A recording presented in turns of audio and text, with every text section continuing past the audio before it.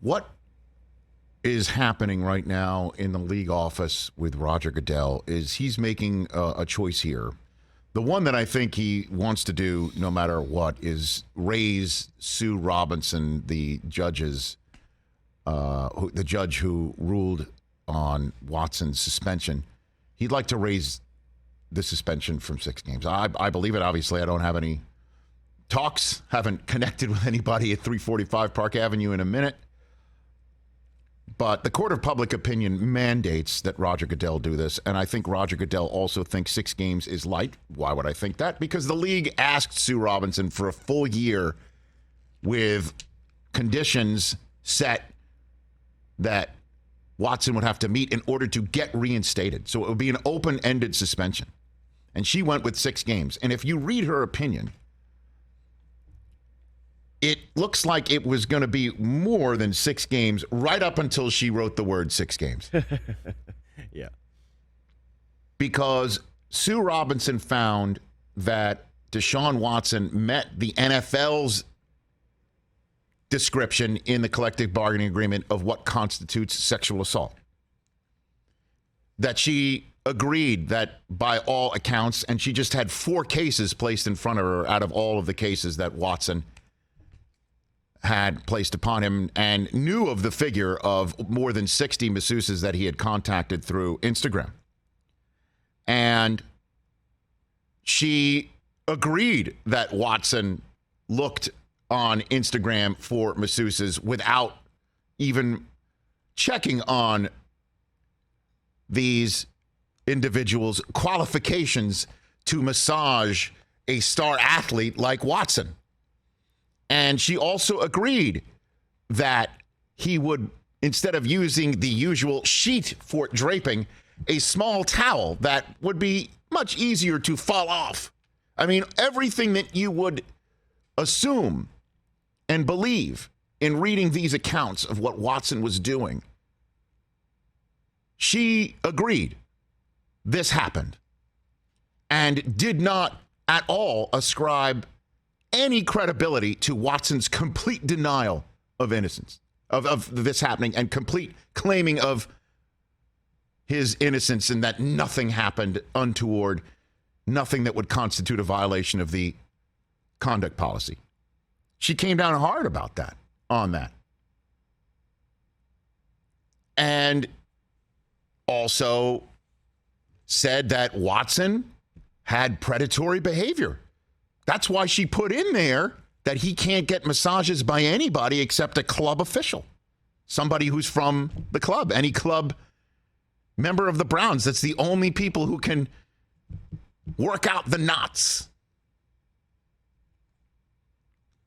Only Browns-issued Theraguns may be applied.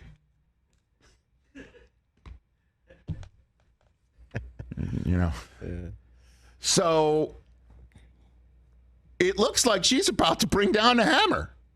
And then there's a full-on conversation I will not bore you with, but clearly the Players Association made a compelling case that the precedence for nonviolent sexual behavior was just 3 games based on other people and what they've been suspended for in the past, all using precedence. And she even admitted this is an unprecedented case in terms of the amount of overwhelming evidence and facts that point to Watson deserving more. So she doubled what was apparently the standard for nonviolent sexual behavior, and thus 6 games. I'm really trying to boil it all down and simplify it for you, but that's where things went from the hammer to 6 games.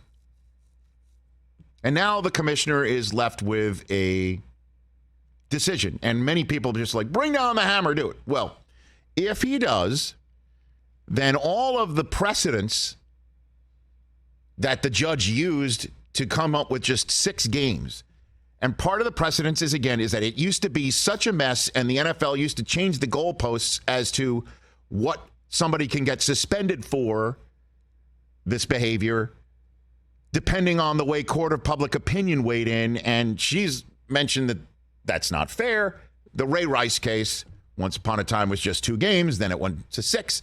So the league would like to do away with all that. That's why they collectively bargained to have Sue Robinson and others like her handle this, and then always leave something in the hands of the commissioner in case the arbitrator came up with something so off the charts that the commissioner would always have in his back pocket the ability to have control of the situation, which is his right. He's the commissioner of the NFL. So does Roger Goodell now come in and say, we don't move the goalposts around here, but I have to step in? And now suddenly the new collective bargaining agreement way of doing things still places things in his lap, and he still does what he wants to do, and the Players Association and others can say this is his gambit all along. And this process is not legitimate. And this winds up in court. And as Albert Breer pointed out, there could be a temporary restraining order placed while this all gets adjudicated and Watson plays football to start the season, as opposed to the 6 games that you're definitely going to have him sit right now. That's what's being weighed right now in the league office. I think doubling the suspension to 12 games. Hey, Deshaun, you could still play this year. Hey, Browns, your season's not completely over. I mean, all you got to do is just go 6-6, right? I mean, and then he comes back and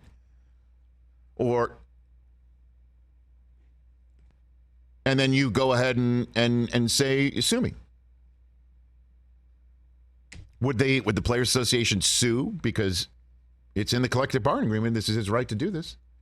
The full year, I think, would absolutely bring a lawsuit. And I think the court of public opinion is so significant. I know what I've been saying with mine, and I see what others are saying as well. I think it's so significant what's going on that doubling the suspension is the way to go. That something has to be done. You can't, it's not enough. 6 games and then no fine.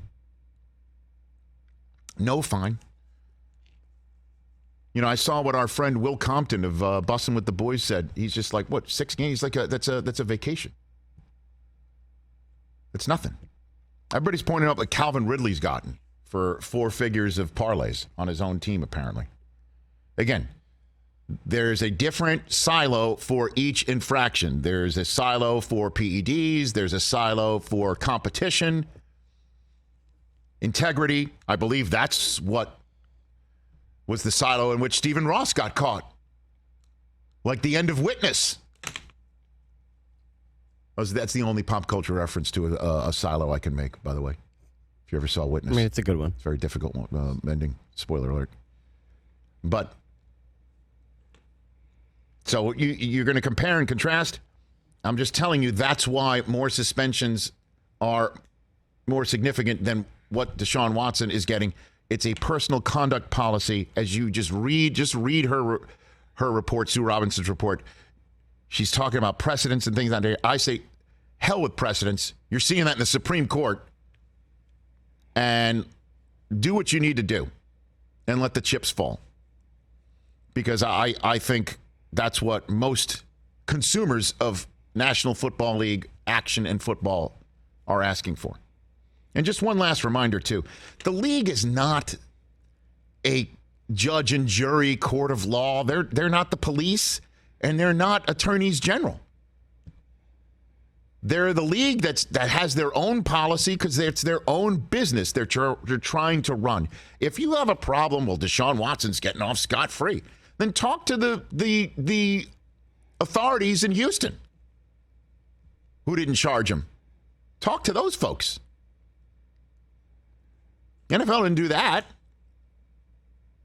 mean, sometimes it's misplaced anger. And the league's running a business. And so you're running a business and you've got a once upon a time dynamite pillar of the community, which, you know, he still can be I mean, in Cleveland, I assume he is going to still do terrific public works as he did in Houston without the, private works that he was up to. And what he did and what the independent arbitrator agreed he did, to me, deserves more than 6 games and screw precedents. But the league, this is what they're weighing. And I don't blame them, because this is something that was collectively bargained. The commissioner does have the right to do this. Does he want to do this in the first instance with the whole world watching? Does he just want to accept this thing and move on? So at least this is a process that everyone thinks that, is legit, which personally I think is. I mean, they made their case in front of a bona fide judge who made her ruling that I think isn't strong enough. And he has a collectively bargained right to make it stronger. So that's it. Because I think he should make it stronger.